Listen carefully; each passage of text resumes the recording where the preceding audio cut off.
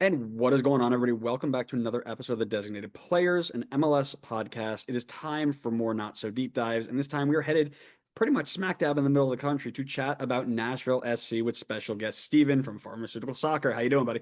Man, it's good to be here. We're almost a week and a half to season starting. Home open, MLS openers on February 22nd. So I'm a little antsy, getting excited for the season, of course. Yeah, I just want it to be I want it to be started now. Too much Yeah. preseason talk, too much hypotheticals. I'm ready to go.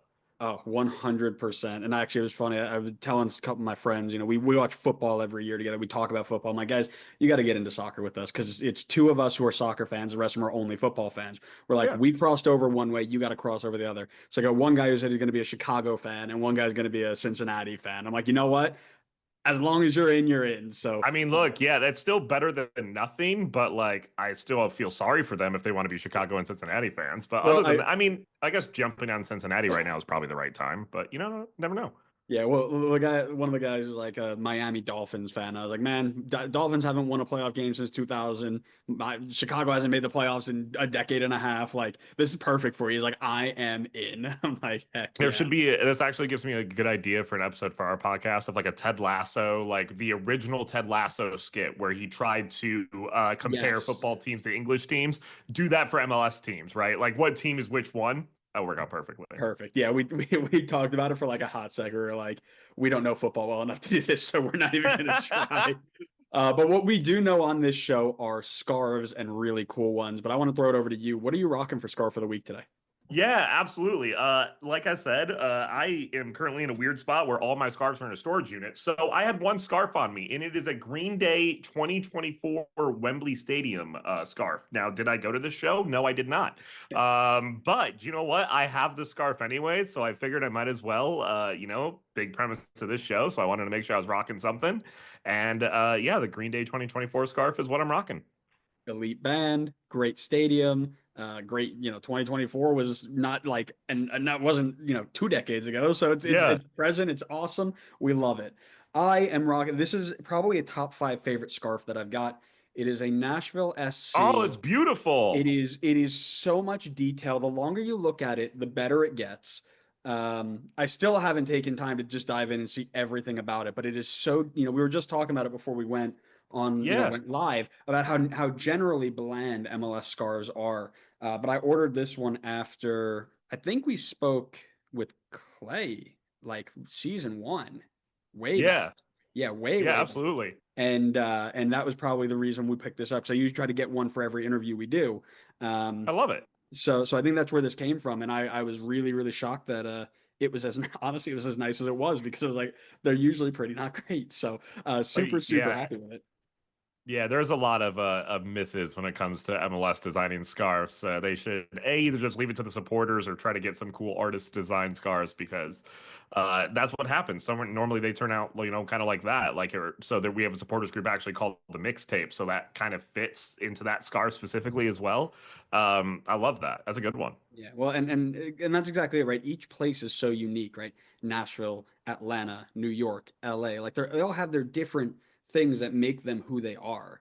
So Right. just slapping a logo on a bunch of, just tied together fabric with the colors of your team, it doesn't really do much for me. But when you can really dive into it and stuff like this, where, it feels like it's part of where it's from, home Especially run. with something that like Music City, it could be so generic and so easy to tie to. That is actually something that's like really cool in the music industry and the music scene that worked out on a scarf extremely well. So I actually don't have that one as well, which is unfortunate. I'm gonna have to find some eBay user or something Yeah, on so where you to gotta get track it down.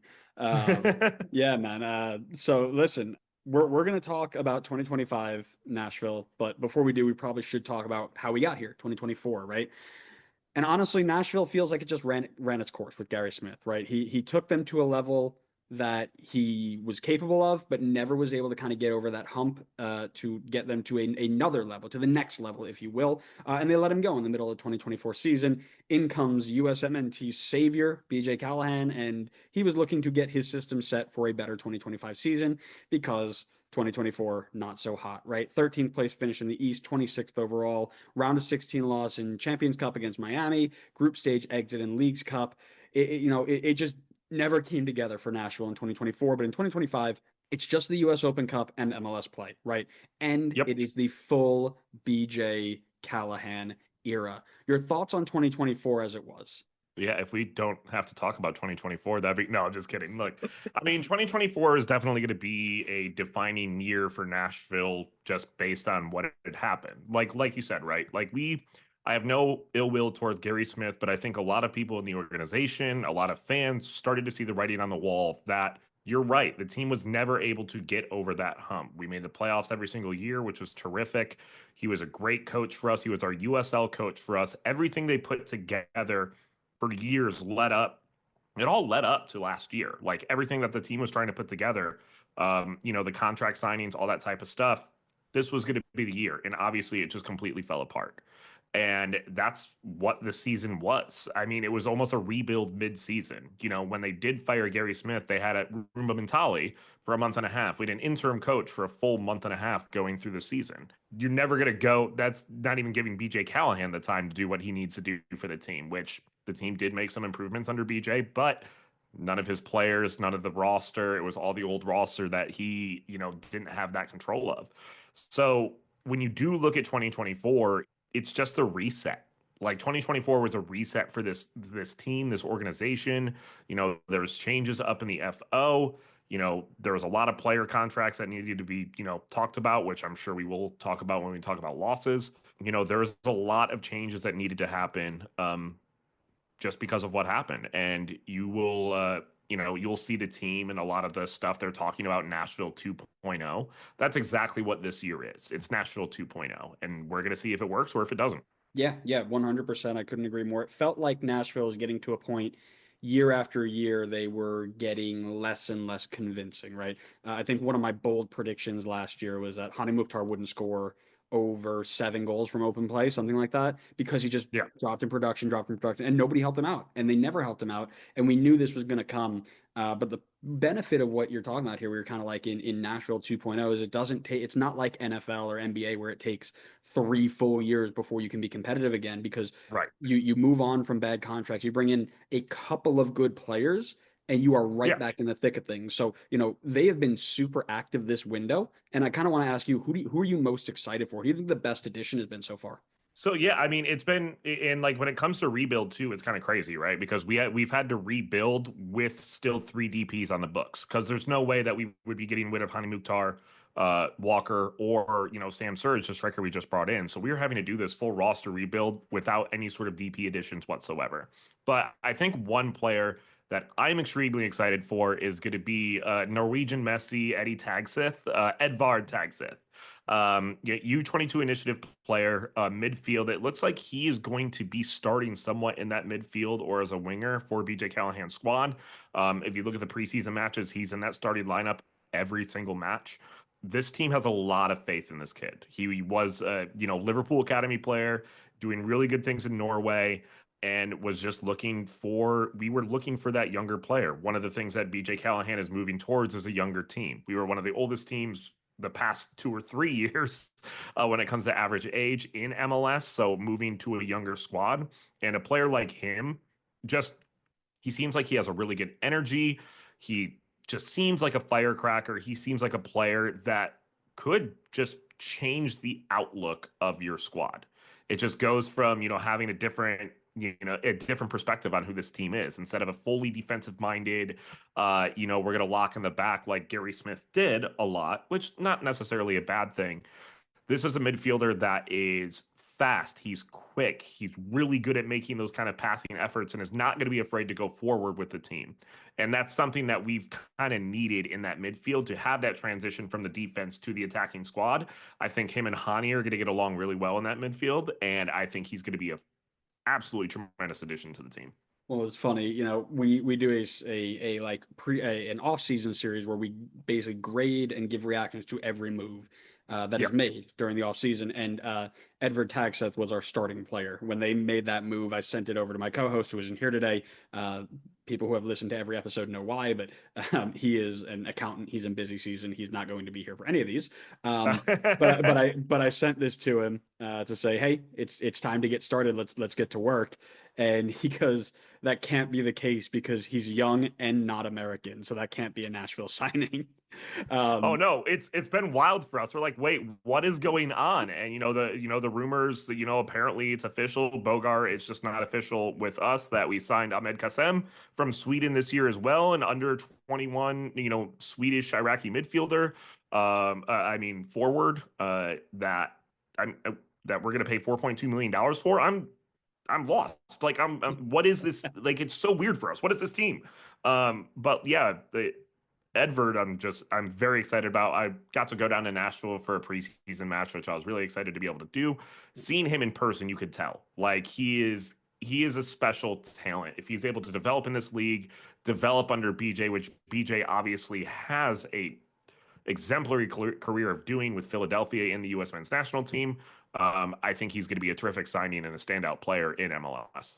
yeah, and he's also my best addition here, right? I think he's the type of player who can take some pressure off of Hani to be the sole creator, right? Not Yep. only in terms of, or not necessarily in scoring goals and stuff like that, but everybody was always looking like, oh, it's the Hani show. It's the Hani show. Yeah. It's the Hani show. Even when Sam Surridge came in, it was like, yeah, it's still the Hani show, right? But this guy can come in and it feels right off the bat because I saw some clips of him play as well in preseason. It's like, oh, this guy's going to be like people are going to be worried about this guy, which Oh means that yeah. Hani is then going to be they're not going to have two eyes on Hani. They're going to have one, and that's dangerous because you know what he can do when he has a little bit of space and time. So I think it's a really big signing, not just for what he's going to give you himself on the field, but also what he's going to do for everybody else around him. Well, and that's always been a thing for Nashville, and I think specifically for Hani, is that when you figured out Nashville, you figured it out. And I think that's what Hani didn't have the first, the two, especially his should have been MVP year and then MVP year, where nobody knew how to contain Hani specifically. He was off and running to the races. Then this year, 2024, they kind of figured it out. You only have to shut down Hani, and that's it. Nashville has nothing else. I think Eddie is going to have that same type of mentality where, like, who is this Norwegian kid? How do we stop him? He's too quick. Nobody knows where he is on the field. How do we stop him? I don't think teams are going to figure it out. I mean, we'll see. Again, always going to be an unknown with the kid coming from overseas, coming to MLS, see how he develops in the league. But I think with the coaching, the team that he does have in play, I think he's going to be extremely successful. Yeah, couldn't agree more. Really excited for him. But with players coming in, of course, that means that other players have to leave, and there have been a couple that have moved on. Who do you think is the loss that you are going to miss the most? Yeah, I mean it's weird to go from, this Nashville to Nashville 2.0 where, you develop a love for these players, especially when they're inaugural players in your team's just creation, right? And I think the one that was probably tough for us, this year is going to be Annabelle Godoy moving on. One of our first signings, to our MLS squad, was one of those players that everybody was, wow, you're paying that much money for Annabelle Godoy. Like he was injured for a year and a half. There's no way he's going to be successful. Yet he became so integral to who we are as a team. And he absolutely controlled that midfield. Him and Dax McCarty, were absolutely fantastic in there. If this was last year, I'd say Dax, obviously, but we're this year. But I think Annabelle was just kind of looking for something new. I think he was just, and I think actually him going to San Diego is absolutely the perfect move for him to go to another squad that is kind of just starting out. I think he'll do terrific there. I think as we're kind of shifting, this still is a business. This still is a thing where if you are underperforming, some things need to change. And I think Annabelle Godoy in the midfield, it was unfortunately one of those, kind of older players who I think will do successful in San Diego, kind of coaching some of those younger players. But it was unfortunate that he had to be the player to leave. Yeah, yeah, and I've mentioned there were like a couple names you saw that were like, ooh, this one may hurt. Godoy was one that I also mentioned. Shaq Moore, right? I think a USMNT fringe level player, solid minute production over the last two seasons, and I like Andy Nahar. I've liked him since his DC days. Yeah, His second DC stint was not as good. I just do right. think that Moore gives you something a bit better. I think Nahar is not like he had a lot of hype in his first DC stint, did well overseas, came back, and maybe it was because he was in a very not good DC team when he was there. Yeah. But it'll be interesting to see what he can give you over Shaq Moore. Yeah, and I mean, that's been the interesting thing for us, when even with this kind of transition, it's been weird just because some of these moves you don't understand.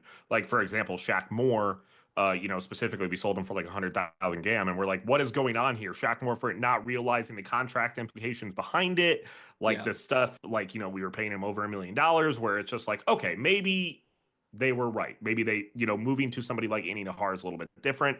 The one thing with the Shaq Moore, going away was one of the things that I always looked at was there was two players on Nashville's squad that BJ Callahan coached more than anybody in the U.S. men's national team: Walker Zimmerman and Shaq Moore. Hmm. If BJ Callahan did not see Shaq Moore as an integral piece of his backline, that he was ready to just kind of be wanting a different right back, I think it was probably the right move. I think Andy Nahar is a good player. I think if he stays healthy, I think does have a good squad around him. I think he's more of a creator than Shaq Moore was, which I think we need from our wingbacks. And I think he will be successful. But I do think Shaq Moore himself going to Dallas, a team that he grew up. He was a part of the Dallas Academy going in. I think it would be good for him to get that reset as well.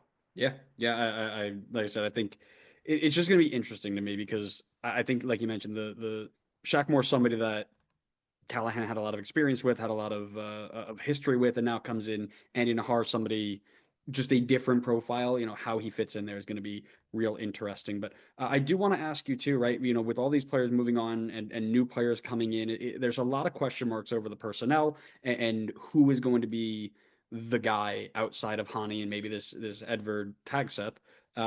Who do you think is a player that the casual non-diehard Nashville fan should be keeping an eye on, player to watch this year? Yeah, I actually think that player is the same player that Matthew Doyle was talking about in his breakout player series for Nashville. And I think it's going to be Jonathan Perez. He is a midfielder on loan from LA Galaxy. He has still a half year in his loan spell.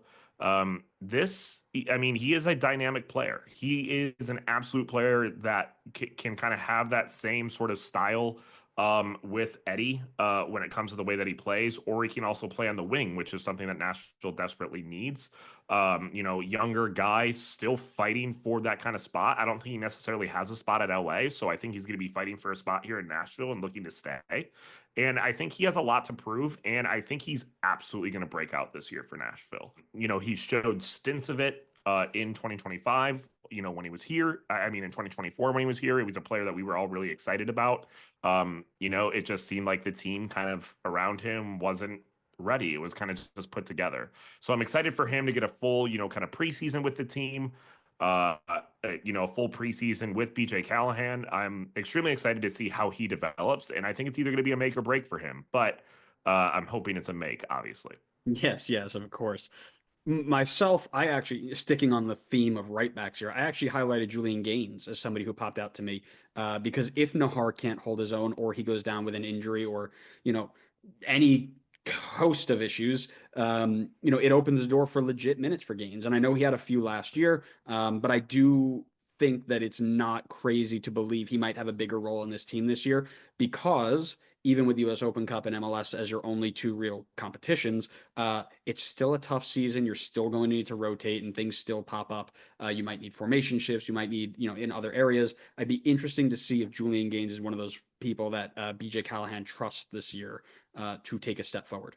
Well, I mean, you started to see that faith at the end of the 2024 Right. season as well. He was getting a lot more minutes, even over Shaq Moore, when it came to that right back spot. Like in all reality, I wouldn't be surprised day one if Julian Gaines is the starting right back. Like BJ Callahan definitely had faith in him when it came to his play. When we did sell Shaq Moore to Dallas, we were kind of sitting there just thinking about, well, looks like it's the Julian Gaines show, which none of us were actually mad about. We were extremely pleased with the way that he played. I think him and Andy Nahar pretty much got to kind of share minutes. I think Julian Gaines is currently out with a little bit of an injury right now in preseason. Not fully sure about that. So that kind of leads, to them kind of sharing those minutes. Julian Gaines was one of those players in 2024. I'm like, well, our team sucks, but at least we have this guy. And that's one of those players that like I really hope, does continue to develop here. I hope he does get a lot of minutes. And yeah, you're right. I do actually think by the end of the season, he might be our starting right back. Yeah, and it's just exciting because That's kind of one of my favorite parts about this league in particular, right? Is no, we are not the Premier League. No, we're not the Bundesliga, but what we do have is the next generation, and we get to see those people Absolutely. break out in real time. I watched Tyler Adams when he was 16 years old, and now where he's now, I'm like, oh my God, I remember him when, right? Like, Yeah. I find that as a unique part of the league, and I think it's something that definitely is something that we will see this year from a lot of teams, including Nashville. Um, Yeah. I mean, yeah, it's crazy to be able to like for me, I'm not, coming in from Nashville specifically. My MLS fandom does not go as far as say yours or, even my podcast host Clay's, who is, one of the biggest soccer, like knows MLS like nobody's business. Where I'm even starting to see some of these players that are just going to Europe. I mean, for me personally, seeing Alistair Johnston go from right. Nashville draft pick in playing for Wake Forest. He was our second draft pick. He wasn't even our first draft pick. Playing for Wake Forest, this man started at right back for an entire season while I made more than he did in my salary at like my job than he was making playing starting right back. And now he's the starting right back for Celtic, playing in Champions League matches. I'm like, it is crazy to see like what talent is actually here in this league and like what you can grow and what you can develop. And yeah, I mean, Julian Gaines, I do think could be one of those players as well that develops just into a star. Yeah, yeah. Well, I think that there are a lot of what ifs in terms of the players and positions, but I think there are a lot of other questions that kind of hang over this Nashville team. Which is kind of the biggest question for you? What's the one big question you're still worried about with this team?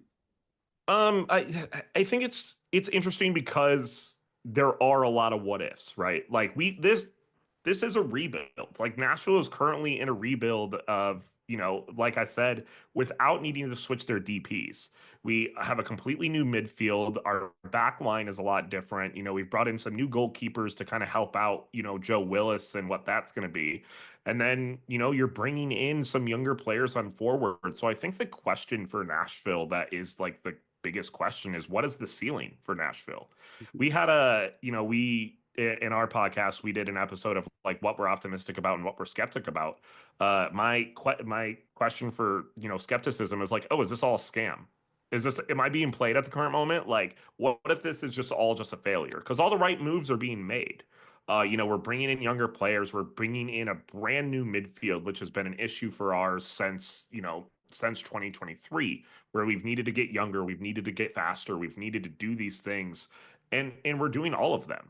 And it's even crazy. You see the transition of like even just kind of how players interact, how the coach interacts. BJ Callahan is a lot more open, to people, the press kind of being around and all that. Like it's a completely different Nashville.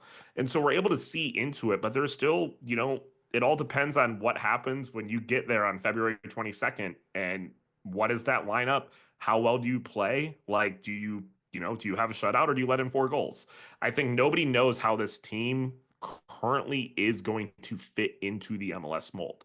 And I think that is the question is what this, because if you get Hani Mukhtar an MVP, level, whatever, if you get Sam Surge playing up to the potential that he can, we easily could be in that top 3. But I haven't seen that fully come together yet. So I can't necessarily say it's going to. So I think the question is what the ceiling is going to be. And yeah, it's exciting though. It is so exciting. Like I haven't been this excited for a season since I don't know 2021 maybe or our first season in MLS. Like I haven't been this excited for a season in a very long time. And it's such a good feeling, isn't it, to look forward to something? Yeah, absolutely. I just had my first, like I didn't even look forward to last year, and we made the MLS Cup Finals. Now it's like Right. we make the MLS Cup Final, and what we were all expecting were, hey, here are all our best players, go sell them over to, but they all stayed, and Right. we've added more players. It's like I'm also very excited, which is not something I'm used to. So I share in your excitement of excitement, which is great. For me, I think this one's easy for me. Is BJ the right guy for the job? Because I know he didn't have a lot of time, but he had enough time to implement his system after the Leagues Cup break. He picked up 10 out of 27 points, and I know he wasn't, given the players of his system and things like that, but he missed the playoffs. He conceded a lot of goals. It's going to be interesting to see what he does now that he's got those players, right? Like, how long is that leash? I think a lot of people were excited to bring him in, and because they thought it was going to be, he took over the national team in the Gold Cup and won with MLS players, going to be great here. And I still think Yeah. that's the case. but it's different than the national team. He's going up against different players, a little bit of a higher caliber than I think he played in the Gold Cup. So it'll be Yeah. interesting to see how he adapts. Yeah, and he doesn't have that leeway anymore. I think at the end of last season, it was a completely different story. Uh, we missed the playoffs in not a good way as well. We were in the driver's seat and we lost to DC United at home by letting up two goals in the 90th minute. And some of that is on the coach. Some of that is the mentality specifically of what are you putting out there? We didn't would I have been happy that we made the playoffs? I don't know. Like I knew we would have lost right away, so I'm not necessarily I wasn't necessarily excited about making the playoffs potentially. But the way that it happened, the way that it lost, yeah, like when I looked back at that, I'm like, wow, BJ does have a part to play in this because the mentality is his and on him. I do think you're able to give him a little bit of grace just because of that. You came in halfway through the season. Now, guess what, BJ? You're getting all the players that you want. You're getting everything that you're looking for when it comes to this team training. You're getting formation. Our team is bringing in players overseas and spending money on U22 initiative players from overseas to come into you're getting everything that you want, BJ. Now it is time to go show that you've put a great team together. And I really hope he does.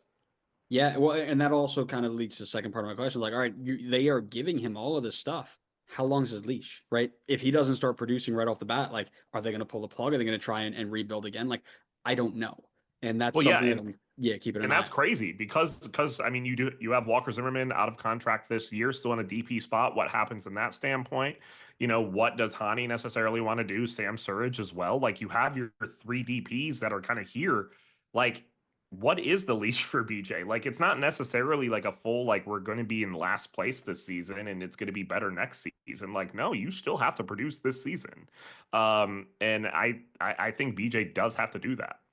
Yeah, yeah, could not agree more. So, I mean, listen, now we've hit all the lead ups, right? The Heck yeah. players in, the players out, the weight breakouts, questions. We've analyzed it all. We're going to take all of those inputs, we're going to put them into the fancy calculator, and you are going to spit out your predicted finish. Where do you think this team is finishing in the East? You can go ahead and give it a range. You can put it spot on. You can just say anywhere behind Red Bull, which is always going to be true because we're finishing top of the East anyway. So that's always going to be true. But yeah, where do you think they're finishing? I do think we are going to finish behind Red Bull. I will not deny that even 1000%. I do think like I think when you do look at it, I think the way that Nashville did make the moves, they weren't necessarily like the players that they brought in are not players that are necessarily going to be fringe kind of like non-playoff players. They're players that you brought in to win. And I Right. hope they brought in the right players for this winning. But I do understand it takes time. I'm very curious on what it's going to be. This is actually the first time I've made this prediction. So I'm very, I don't know if I'm going to flip flop yet, but I'm going to start off at seventh. I think Okay. seventh is a spot where I can be. I think that might be a little bit optimistic, but like I said, I do think if these players can come together, if Hani kind of has that breakout specifically that he first did with Gary Smith. I do think if some of these younger players really do come to fruition and BJ's system, really does develop in this league, I think Nashville can be an extremely dangerous team. And it's still hypothetical. I think that's the scariest part about it is like I'm sitting here still having no idea what's going to happen. But if I had to put a specific number on it, I think I'm going to go seventh. I would be fine with one of those play-in playoff spots. But I think we can be better than that, and I think seventh is a spot that we can be, even with the East being weird and unpredictable and never having any. Everybody's expecting Chicago to be better, but who knows if that's actually the case or not. It's one of those things where you never know. Like I still think we could be, and we've proven it. This is the first year that we've never made the playoffs. This is the first year, so I think it's a spot that we can get back I've been saying Chicago's going to make the playoffs for the last 5 years on this show, and still waiting. And I promise you, I'm gonna do it again this year because I to. can't stop. I can't help myself. I buy in every year because it's gotta change eventually, right? And I'm gonna do the You same would thing here. think, Yeah, you would think, right? You would think, but I'm gonna do the same thing here with Nashville because I think they're better than last year. The East is still gonna be really tough, but it's different tough, right? And yep, this is where I think it's gonna be tough for Nashville because last year there were like 7 teams going to finish top 4. and we were like, what the heck are we going to do, right? Now, a bunch of those teams feel like they are going to take up those 6, 7, 8 spots, right? Columbus Right. got worse. Cincinnati got worse. Orlando is Red Bull Right. is okay. NYC is going to get worse, I think, Right. personally. Chicago might get better. Atlanta's going to get better. Like there are a lot of teams that can make up that 4, 5, 6, 7 spot, right? Absolutely. So it is tougher for Nashville, I think, this year, not because they can't get into the top four, but because they're gonna have to figure out how to get into those middle spots, which is gonna be Yep. really, really tough. I'm still not sold on where all the goals are coming from yet. We talked about how we can create more opportunities for Hani and what tag Seth can bring, but I'm not completely sold on it yet because I haven't seen it yet. Yeah, Um, absolutely. Same. But I I like mean, I'm not sold on it either. Like that's the thing. It's just like I'm not like, is Sam Surge the DP striker that's going to put in 20 goals a season? I do think he has the possibility to, but I haven't seen it yet. So no. like it's just sitting there waiting for that to happen. Yeah, yeah, and like I said, I like the midfield. I think somebody we haven't even really touched on in depth was the new signing Yazbek, right? I think he's Yeah. going to have a huge impact to what they're doing, and we didn't even talk about him yet, right? So that's going to be interesting to see how he comes in here. I like the back line still. I think you can't go wrong betting on Walker Zimmerman and Joe Willis, right? You just Yep. can't. So they're going to keep you in games. You're going to pick up points from games maybe you shouldn't pick up points from. I don't think you're fighting for top four. I think between 6 and 9 is, like you said, 7 is a good spot. Between 6 and 9 for me, I think they're going to get in the playoffs. I think they're going to be a playoff team. Are they in the play-in game or the playoffs proper?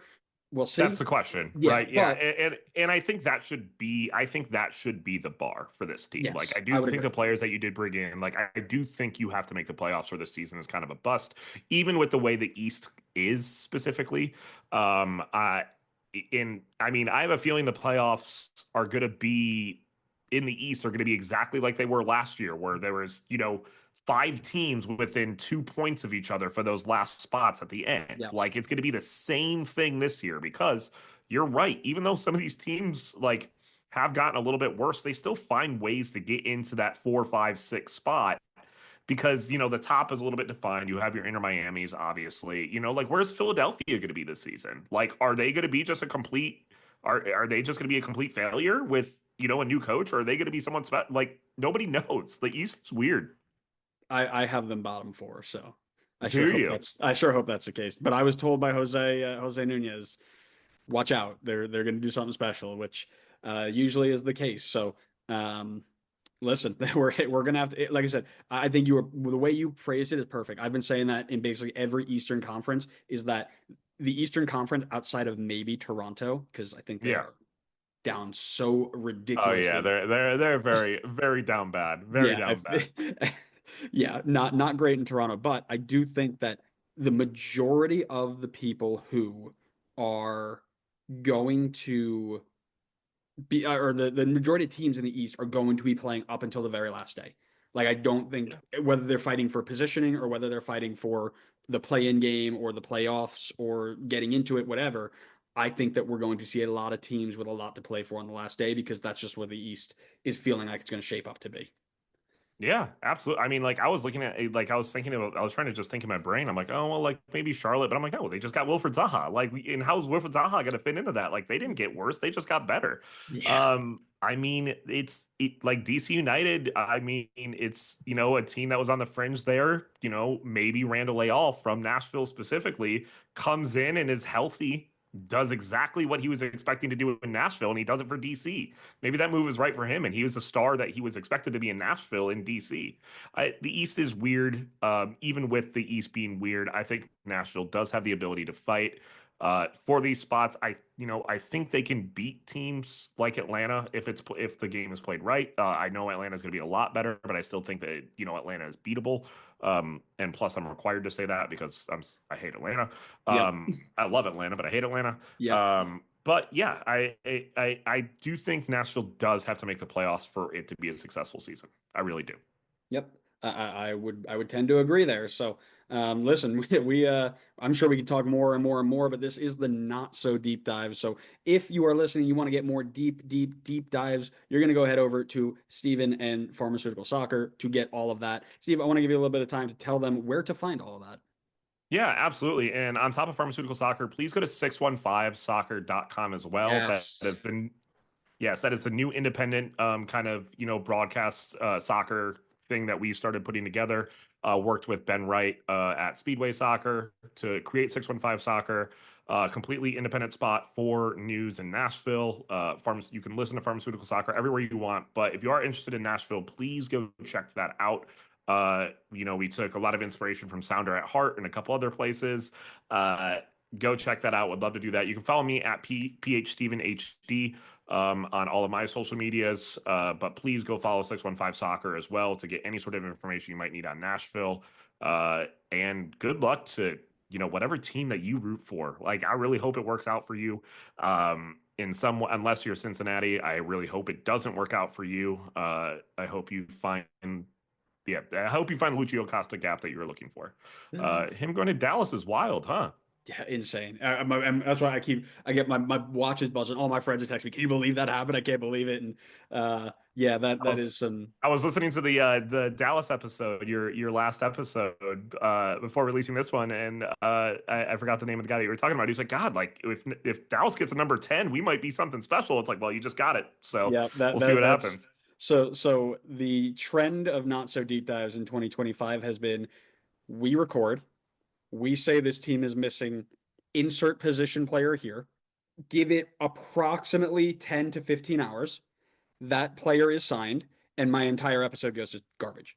So that is about the trend that we've had. It's happened, I believe, with 6 teams so far, and Dallas now makes 7. So which position do you guys need? Just put it out there. I'm sure you guys are going to get them tomorrow. Luckily they already I'm glad I recorded this today because we needed a young U22 winger striker, whatever, on the attack. And Tom Bogart at least announced that he is signed and coming to Nashville. So like we got that in the bag, and I'm very, very, because that's been our podcast motto for the past 6 years that we've done this. It has been, we're going to record on Monday morning like we normally do. And then Tuesday morning or Monday afternoon after we record, they're going to drop some sort of piece of news. Like, we had not been able to cover there's a couple big, international roster spots, all that type of stuff. A couple younger players that came in that we did not have the ability to cover because, of course, that's what Nashville does. Right. Yeah. Trust me, it has been a brutal week and a half because we're posting. We only started posting like a week ago, and it has just been one after the other of like and even my teaser clips are like, oh, this person's biggest question is like, when are we going to get a striker? And literally I post it, and then 2 minutes later it's like, oh, this team just signed a DP striker at $18 million. It's like, yeah, well, great, awesome. Well, if you guys enjoy watching me make really, really bad predictions or comments, we are the designated players. Connor is not here, but it's me and my buddy Connor. We cover MLS news as it breaks. We are doing 30 previews in 15 days, I believe is how it breaks down to a day, with all 30 independent creators. So if you like that sort of stuff, you can come on, follow us. We also do a segment on MLS history. So if you are a newer fan who is curious about what the league was like before Nashville joined, we cover all of fan selected history. So we go in and ask them, what's your favorite part of your team's history? And we go in and cover that story. So we're like 70 episodes into that, and we're going to keep going. I think we got 500 on the list. So we got to keep going there. Let's go. Yeah, it's a very, very good series if you enjoy it. But Steven, thanks so much again for being here. We really, really enjoyed it. Listeners, thank you again for being here and listening to us. We hope you enjoyed the episode, and we'll see you next time on the next episode of the Designated Players and MLS podcast. See ya.